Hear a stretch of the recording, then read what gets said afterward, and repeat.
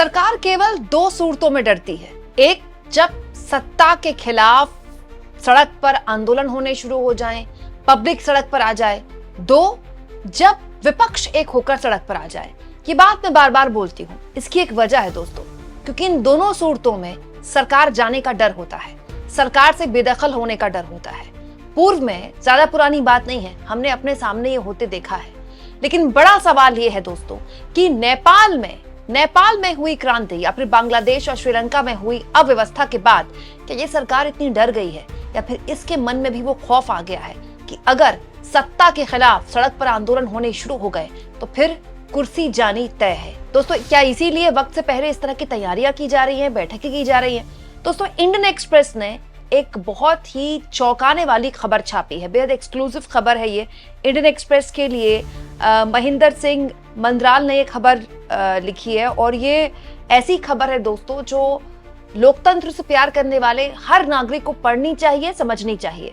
दोस्तों, महेंद्र सिंह मंदराल ने ये खबर छापी है। दोस्तों, इस खबर के मुताबिक बाकायदा अमित शाह ने आने वाले वक्त में मास एजिटेशंस ना हो, बड़े स्तर पर आंदोलन ना हो जो कि वेस्टेड इंटरेस्ट से प्रभावित हो, उसके लिए बाकायदा न केवल बैठक की है बल्कि एक पूरे के पूरे ब्यूरो को आदेश भी दे दिया है। देखिए, यहाँ पर लिखा हुआ है, अमित शाह ने bureau of police research and development को एक एसओपी तैयार करने का आदेश दिया है। एसओपी मतलब स्टैंडर्ड ऑपरेटिंग प्रोसीजर। सब कुछ जल्दी जल्दी में आसान भाषा में आपको बताऊंगी, लेकिन पूरी खबर जल्दी से जान लेते हैं पहले कि इस एसओपी के तहत ये जो बीपीआरएनडी है, इसका काम ये है कि 1974 के बाद जितने भी आंदोलन हुए हैं उनको पढ़ा जाए, समझा जाए। मतलब पुरानी वाली जो फाइलें हैं सब उनकी धूल फांकी जा रही है, उनको पढ़ा जा रहा है, उनको समझा जा रहा है, ये समझने के लिए कि आज तक जितने भी आंदोलन हुए 1974 के बाद,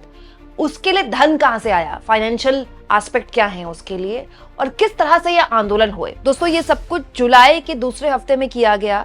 दोस्तों, इसी खबर में लिखा है कि एक ऑफिशियल एक अधिकारी ने बताया है कि बीपीआरएनडी को खास तौर पर ये कहा गया है कि आप पैटर्न को समझिए कि ऐसे जो प्रोटेस्ट होते हैं वो क्यों किए जाते हैं और इस प्रोटेस्ट के पीछे बिहाइंड द सीन प्लेयर्स कौन हैं। दोस्तों, इस खबर के बाद बहुत से डर, बहुत सी शंकाएं मन में पैदा हो गई हैं। वो लोग, वो नागरिक जो लोकतंत्र से प्यार करते हैं, जो ये समझते हैं कि आंदोलन तो लोकतंत्र की जननी है, उनके मन में डर पैदा हो गया कि आने वाले वक्त में क्या आंदोलनों के लिए कोई एसओपी तैयार किया जाएगा कि अगर आप आंदोलन कर रहे हैं तो बताइए आप कैसे नारे लगाएंगे, अगर आप आंदोलन कर रहे हैं तो बताइए आपके आंदोलन में कौन कौन शामिल होगा, अगर आप आंदोलन कर रहे हैं तो बताइए कितने बजे से कितने बजे तक करेंगे, अगर आप आंदोलन कर रहे हैं तो आप ये कर सकते हैं, ये नहीं कर सकते, ये बोल सकते, ये नहीं बोल सकते। तो फिर आंदोलन का मतलब क्या हो गया? वो तो प्लान्ड एजिटेशन हो गया ना, कि सरकार बताएगी कि आपको उसके खिलाफ क्या बोलना है। ये तो पॉसिबल ही नहीं है। और अगर आपको लग रहा है दोस्तों कि ये कोई पहली बात है, तो बिल्कुल भी नहीं। कुछ दिन पहले बीजेपी के सांसद निशिकांत दुबे ने भी कुछ ऐसी ही बात बोली थी। दोस्तों, निशिकांत दुबे की अध्यक्षता में संसद की स्थायी समिति ने सख्त कदम उठाने की सिफारिश की है। प्रिंट, डिजिटल और इलेक्ट्रॉनिक मीडिया संस्थानों के फैक्ट चेकिंग सिस्टम और आंतरिक लोकपाल को अनिवार्य बताया और अपनी रिपोर्ट लोकसभा अध्यक्ष ओम बिरला को सौंप दी है। माना जा रहा है कि आने वाले संसद सत्र में, जो शीतकालीन सत्र में होगा, उसमें ये रिपोर्ट प्रस्तुत की जा सकती है। ये माना जा रहा है कि प्रिंट और टीवी का तो पता नहीं, लेकिन डिजिटल मीडिया पे बहुत ही सख्त तरीके से पैनी नजर रखने की अब सरकार तैयारी कर रही है।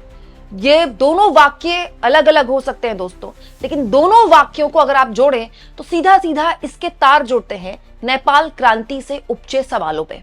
क्यों? क्योंकि नेपाल क्रांति क्यों हुई दोस्तों? नेपाल क्रांति का ट्रिगर पॉइंट सोशल मीडिया का बैन होना था। उसके पीछे की वजह क्या थी? उसके पीछे की वजह थी आर्थिक असमानता, उसके पीछे की वजह थी बेरोजगारी, उसके पीछे थी पॉलिटिक्स में भाई भतीजावाद, पॉलिटिक्स में आम आदमी की आवाज ना सुना जाना। ये मैं बिल्कुल नहीं कह रही कि नेपाल जैसे हालात भारत में हो सकते हैं, वो हो नहीं सकते, क्योंकि हमारी डेमोग्राफी, हमारी पॉलिटिकल सिस्टम और हमारे जो मुद्दे हैं वो बिल्कुल अलग है। लेकिन दोस्तों, जो भी कुछ नेपाल में हुआ है वो किसी भी सरकार को डराने के लिए काफी है। न केवल नेपाल में क्रांति हुई, बल्कि मंत्रियों को उनके घरों से बाहर निकाल कर लिंचिंग की गई, उनके साथ मारपीट की गई। ये बहुत डरावना एक लम्हा है और कोई भी नहीं चाहेगा कि उसके देश के साथ ऐसा हो जाए। लेकिन जब देश का युवा ये करता है तो पूरा का पूरा सत्ता, पूरी की पूरी सिस्टम उसके आगे नतमस्तक हो जाती है। सेना ने तक युवाओं पर एक्शन लेने से साफ मना कर दिया और केपी शर्मा ओली को अपना बोरिया बिस्तरा बांधकर बाहर निकलना पड़ा अपने ही देश से। यह बताता है दोस्तों कि सत्ता के खिलाफ जब सड़क पर आंदोलन होते हैं तो फिर आप उन्हें रोक नहीं सकते। तो क्या बड़ा सवाल यह है कि भविष्य में होने वाले किसी भी आंदोलन पर वो पार्टी अब पैनी नजर रखेगी जो खुद आंदोलन से निकली हुई है। मैं हैरान हूं दोस्तों कि अमित शाह खुद अपनी पार्टी का पूरा इतिहास भूल गए क्या। दोस्तों, राम मंदिर आंदोलन से जितना फायदा बीजेपी को हुआ है उतना तो किसी भी आंदोलन से नहीं हुआ है, किसी भी आंदोलन से नहीं हुआ है। ये तो सब जानते हैं कि राम मंदिर आंदोलन के दौरान देश में कितने राज्यों में किस तरह के दंगे हुए। और तो और दोस्तों, इंदिरा गांधी के खिलाफ जो आंदोलन हुआ उसमें भी जनसंघ का एक एक्टिव पार्टिसिपेशन था। बाकायदा मोदी जी तो अपनी फोटोज शेयर करते हैं बताने के लिए कि इमरजेंसी के दौरान वो भेष बदल कर कैसे यहाँ वहां अपने आप को बचा रहे थे। ये भी सब जानते हैं कि इमरजेंसी के दौरान विपक्ष के नेताओं को जेल में डाल दिया गया था और बीजेपी उसको ओन करती है। ये भी सब जानते हैं दोस्तों कि अभी हाल में कुछ साल पहले जो आंदोलन हुआ है उसमें भी सबसे ज्यादा फायदा बीजेपी को हुआ है। मत भूलिए अन्ना आंदोलन जिसमें खुलेआम अनार्की सिस्टम स्टैब्लिश करने की कोशिश की गई। खुलेआम अरविंद केजरीवाल और उनके सहयोगी मंच से पुकार कर बोल रहे थे कि हम कहते हैं पुलिस वालों से कि पुलिस वाले भी सरकार का आदेश मत मानिए। ये क्या था? ये तो खुलेआम देश में अनार्की फैला रहे थे अरविंद केजरीवाल और उनके सहयोगी। तो क्या उस वक्त डॉक्टर मनमोहन सिंह ने ये कह दिया कि ये एंटी नेशनल है? तो क्या उस वक्त उन पर कोई एसओपी बैठा दी गई? और ये भी सब जानते हैं कि उस अन्ना आंदोलन के बाद अन्ना का जो हुआ सो हुआ, अरविंद केजरीवाल दिल्ली के सीएम बन गए और उसके खिलाफ जो देश में एक माहौल बना डॉक्टर मनमोहन सिंह की सरकार के खिलाफ, दोस्तों उसका सीधा फायदा नरेंद्र मोदी को मिला। आज तक उस आंदोलन का जो नुकसान हुआ है परसेप्शन के लिहाज से कांग्रेस को, आज तक वो उससे बाहर नहीं निकल पाई है। दोस्तों, आज भी मोदी किसी भी राज्य में चुनाव प्रचार करने के लिए जाते हैं तो वो अन्ना आंदोलन याद दिलाते हैं, इशारों में कहते हैं याद कीजिए उस वक्त में कितने भ्रष्टाचार के मामले सामने आए थे, जिसमें से बहुताया मामलों पर जो आरोपी थे उनको कोर्ट ने बरी कर दिया, वो अब सांसद बन गए।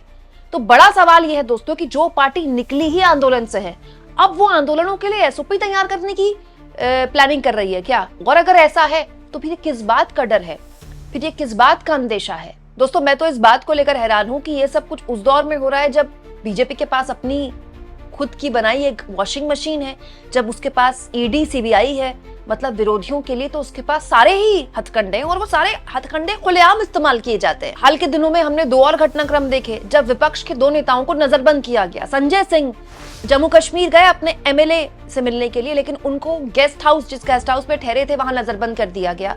उनसे मिलने पूर्व मुख्यमंत्री कश्मीर के उमर अब्दुल्ला के पिता फारूक अब्दुल्ला आए, उनको उनसे मिलने तक नहीं दिया गया। दूसरी खबर, अजय राय को नजरबंद कर दिया गया। उसके साथ साथ कांग्रेस पार्टी के 100 नेताओं को नजरबंद कर दिया गया सिर्फ इसीलिए क्योंकि मोदी बनारस आ रहे थे और उन्होंने उनका विरोध करने का ठानी हुई थी। ऐसा तो देश में पहले कभी नहीं हुआ, लेकिन अब हो रहा है, धीरे धीरे हो रहा है। तो ये किस तरह का डर बताता है? और वो लोग दोस्तों जो लोकतंत्र से प्यार करते हैं, वो लोग जो जानते हैं कि लोकतंत्र में आंदोलनों का क्या महत्व है, उनके लिए ये खबर कितनी चिंतादायक होनी चाहिए। इंपॉर्टेंट ये भी है दोस्तों कि अमित शाह, नरेंद्र मोदी ये भूल गए कि हम जिस देश के वासी हैं, उस देश का पूरा जो सन 47 के बाद का बुनियाद है, वो बुनियाद ही स्वतंत्रता आंदोलन से बनी। जिस देश को आजादी ही एक आंदोलन से मिली है, उस देश में अब आंदोलनों की पूरी पुरानी फाइलें खंगाली जा रही हैं।